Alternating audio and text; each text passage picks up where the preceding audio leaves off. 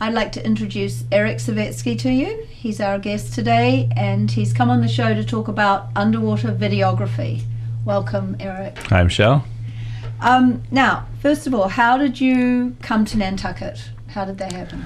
I went to back to college to get a degree in community planning, and I was three-quarters of the way through that program, and got a job offer on Nantucket to be the land use planner for Nantucket, and came up here, and it was exactly the position I'd dreamed of having, and Nantucket was a place that was perfectly suited to my lifestyle. So I was fortunate enough to get the job, and here I am. When was that? That was in 1993. Oh, okay. So it's a fair while. And did you know much about Nantucket before you came here? I knew hardly anything other than it was surrounded by water, and that was a big selling point for me. That was a good thing. Okay, so you've always been kind of interested in the ocean and... Yeah, before I was actually in school down in Rhode Island and living in Narragansett, which is on the water as well. So it was a nice move from there to here. Now, what about your camera and filming experience? Did that start on the land, or did that start as a water-related activity? I was a little bit of a still photographer, but that was about it. And then I've always been interested in snorkeling and diving, and I started getting a little more and more interested in diving and large animal scuba diving, and I took a live-aboard trip, they call it, where you go and you actually live on a boat for 8 days or however long it is. And when I went on that trip out to the Pacific Ocean, I said, geez, I have to try to either take pictures underwater or video, and the little cameras they have will shoot both, the cheap little digital cameras these days. So I found that shooting video out of the camera was a lot of fun, and captures the moment of the animals' movements and stuff. So that kind of was the start for me of underwater and also video. Great. And now you did tell me that you're a fisherman as well, and so did you sort of transition from fishing into filming, or is it not quite that simple, or how are the two related, if at all? Well, I think probably fishing led to filming, because I love of the ocean. I've been, ever since I was 4 or 5 years old, I was a crazy pond fisherman, and I was always off someplace fishing, and that eventually led to the ocean. I didn't start playing around in the ocean until I was about 14. And sort of evolved into offshore fishing and spending time pretty far offshore, chasing fish like marlin and tuna and stuff like that, and fishing primarily for them. And after doing that for 10, 12 years, as the diving thing kind of evolved, I merged the two together kind of. And also it was a whole new challenge trying to capture these fish and marine mammals on film as opposed to fish on a fishing rod. Right. And catching the fish, if you've done it 1 time, 10 times, 50 times, eventually you've kind of conquered that urge, maybe. Yeah, or skill or whatever it is. Right. So getting into the water and filming them was a whole nother way of capturing them, and a new challenge for me. Right. And also, there's so many amazing things out there that most people never have the chance to see, that by going out and filming them, I have the ability to share that with what I see out there with people. So that was a big draw to filming. There must be something a lot more satisfying about seeing the creatures on your films rather than just kind of having fished them up out of the water. That's true too. I mean, there's a lot of excitement in fishing, and I still enjoy fishing, and you get to enjoy the fruits of your labor in eating fish as well. But there's something fantastic about being able to enjoy the moment over and over again when it's caught on film and you're in the water, as well as seeing the animals on a more neutral territory where you're not disturbing them entirely. They're free to come and go, and they're aware that you're there. Absolutely, and you have to bring them close or get close to them, because underwater you don't have the ability to shoot at a distance like you could with a telephoto lens. You can't zoom in underwater very much because it magnifies all the particulates in the water. So that then the quality would not be good enough. Right, and so you really have to be within, for really good footage, you have to be within a few feet of your subject. So that's quite a challenge. Right, so how do you, well, how do you achieve that? A lot of that, well, the best way is through a mutually approached interaction where you're interacting with the animal. Not all animals will let you do that, but certain species will come to you naturally. Here in our waters, to do some of it, we do some chumming, as if you were, for sharks particularly, where just as anybody would chum for sharks when they're fishing, we'll go out there and put out the chum in the water, except that, and we'll even have a fishing rod with a bait tied on with no hook, and we'll put that in the water, and when a shark takes that, we know they've come to visit, and we get ready and go in the water. So we're able to attract them close enough to film doing that. Other things like porpoise, or dolphin, I should say more correctly, out here, the common dolphin will come to the boat because of the boat's motion and their interest in the sound and whatnot. So they'll come in, and if you're lucky and you jump in the water and you can keep them interested, they'll swim very close to you, and so you'll have interaction with them without any chum type of thing. Right.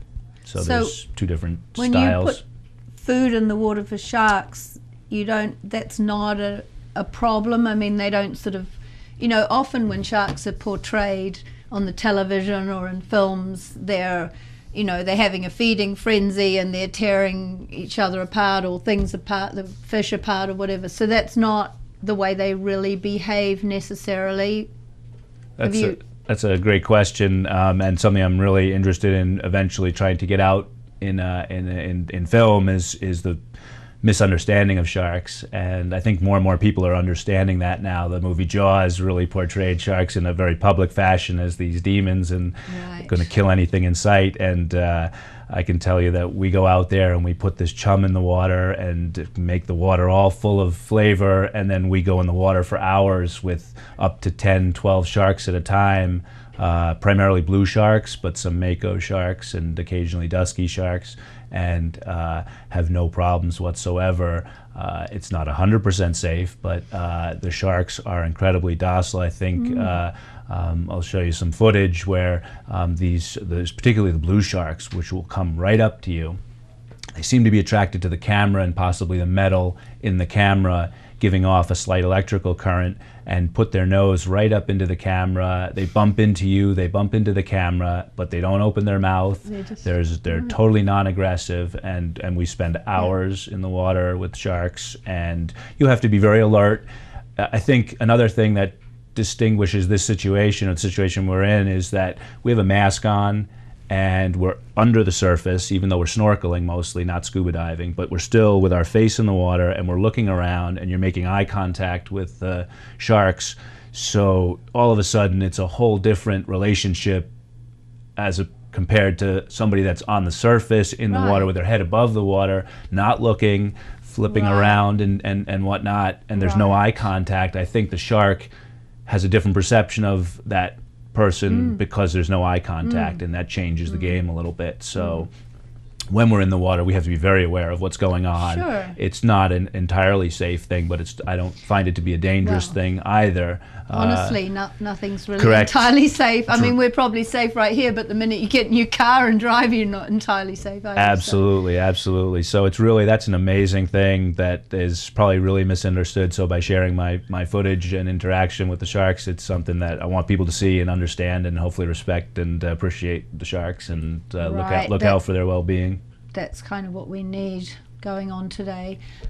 Now, you've brought your camera housing Yes. with you. Can we have a look at that and sure, I brought hear along a little bit about that? so that any viewers might have interest in what actually I do the filming with. This is a Gates housing. This is merely the housing that the camera goes into. Regular video camera. These days, everything's heading towards high definition. So I would prepare and install the camera inside this housing. Quite large, but once you get in the water with it, it's very heavy. But once you get in the water, it's neutral, and actually its size is an advantage because filming, holding the camera steady is extremely important to good quality video footage. So the bigger camera tends to not shake around underwater as much. Ask him why he snorkels and doesn't dive with it. That's surprising. Is that so? Could you ask him? Sure. Well, it's go ahead and ask him it. All right. So when you use this camera in the water, are you primarily snorkeling with it or diving with it or both, depending on the situation? How does that work? It sort of depends on where we are. When I'm doing stuff here off of Nantucket, almost entirely, in fact, so far to date, exclusively been snorkeling, strictly snorkeling. We're out typically in water anywhere from 140 feet out to 1,000, 3,000, 5,000 feet deep, and there's no structure. There's no structure out there, so we're diving in open blue water, and there's no need to be down at 60 feet or whatever depth. There's nothing down at 100 feet because you're still not on the bottom. So there's no need to have the scuba gear. It's much nicer not to have it as far as being your freedom of motion in the water. And we do breath hold diving, go down, get different angles in filming. And then when I go to other locations, such as a trip coming up off Mexico, that will be entirely scuba diving. But it's a different situation. You could go there and film and enjoy the trip snorkeling as well. But there, in the depths that we're at, we're diving around islands and seamounts, and so there's structure there, and the animals will tend to go to certain parts of the structure, almost primarily to go to what they call cleaning stations, where the animals get serviced by small animals. They pick parasites off them and so forth. So in those situations, I'll scuba dive if I need to. Erik, so what if I wanted to go and experience some of this snorkeling and filming with sharks that you do? What would you suggest as far as that goes? I've taken quite a few friends out with me, and some of them have expressed interest in jumping in the water with me when I'm out there, and several have gotten in the water with me. And in retrospect, it was I realized I should a little more preparation, a little more education, because it's not a controlled situation. Some of the preparation is getting fully clothed in wetsuit material so that you don't have exposed flesh that might be mistaken for fish parts, as well as a calmness in the water, making eye contact with the sharks, staying completely alert at all times, 360 degrees as to any sharks that could be coming around to check out those people. Somebody would have to be very comfortable in the water, because if you're not comfortable with snorkel gear and you get in the water and you're having problems with just your swimming and snorkeling, compounded by sharks circling around you, could present a bad situation. So you've had some people like that in there with you? Yes, I have one memorable experience with a friend of mine who said he was ready to go in, and he got in the water, and my thought is that because he was so nervous in the water, he was a little shaky on the snorkeling, and of course his first time having sharks around, his heart must have been racing, and sharks have very sensitive receptors, and they really can pick up on your electrical currents, and they can see your heartbeat practically, as I'm told. Right, because they're sonic creatures too, aren't they? They have like these ampullae of Lorenzini, the little spots on the nose, and their receptors, and I'm convinced that the one particular shark could just feel the nervousness of my friend, and he proceeded to just come right up to my friend. My friend was pushing the shark away. The shark would just make a quick circle, come right back to him, and I was filming him have this experience, and I was laughing hysterically into my snorkel because he couldn't get rid of the shark. The shark wasn't biting him or thinking about biting him, but it was very curious and very interested in him, and you could really see the interest the shark had in him, and he was pushing it away, and he was nervous, and it was quite a funny experience. But it has made me really have a bit more caution and respect, and to take friends and put them in the water, I really need to make sure that they're that very they're comfortable, prepared for that. very alert, that I have to spend a little more time on education. Of course, when I'm in the water, I'm so interested in filming, it's hard to stop and really babysit, so to speak, and look after somebody. So that's another thing that is involved. Interesting. Thanks. All right.